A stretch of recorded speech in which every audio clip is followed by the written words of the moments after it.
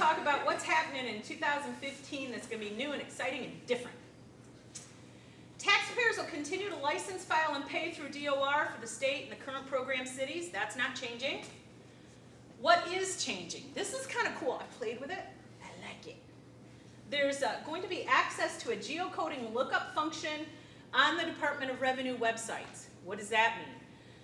It means in Arizona, because of the way Arizona was built, because of the way the post office is, there are addresses that say Mesa, but they aren't really in Mesa, and it's because the mail is delivered from a Mesa post office.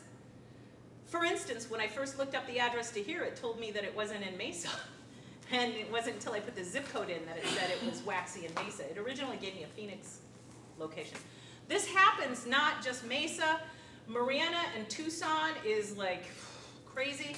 And then every once in a while you'll have these things that are like as rare as Gilligan's Island, but everywhere they're called county islands.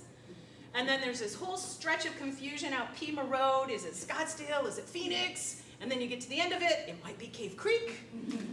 And it makes a difference if the situation is that the tax rate is different, number one. And number two, who do you report the money to? That can be an issue. And though it's not a huge issue for you guys in the front, because if you make it wrong, but at least you assess the tax, if you were audited, the municipalities would work it out. But what it meant was we were subtracting money from one place and moving it to somewhere else, and craziness.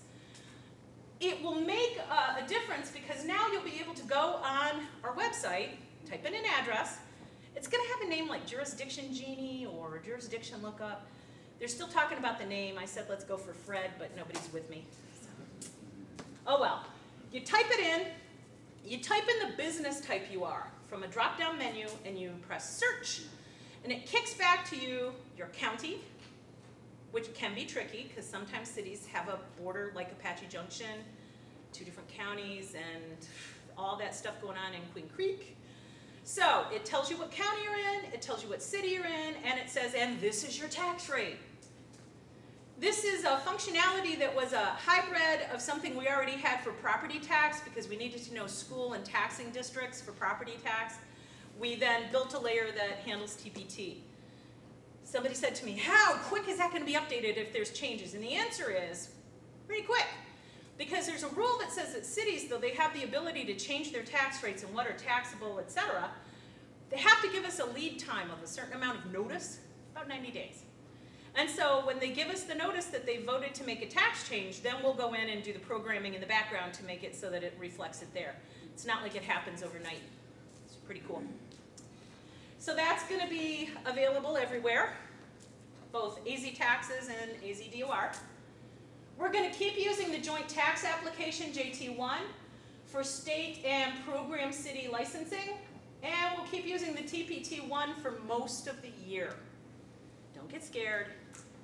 There'll be a change. It'll come toward the last quarter because we're getting ready for the moving on of all the renewals. We will announce that change better than when a lane is closed on the freeway, I promise. We will get the word out, okay? Taxpayers will continue to license, file, and pay the non-program cities for 2015. So for 2015, if you're currently reporting on a Mesa return, you will still have to do that. 2016, that changes.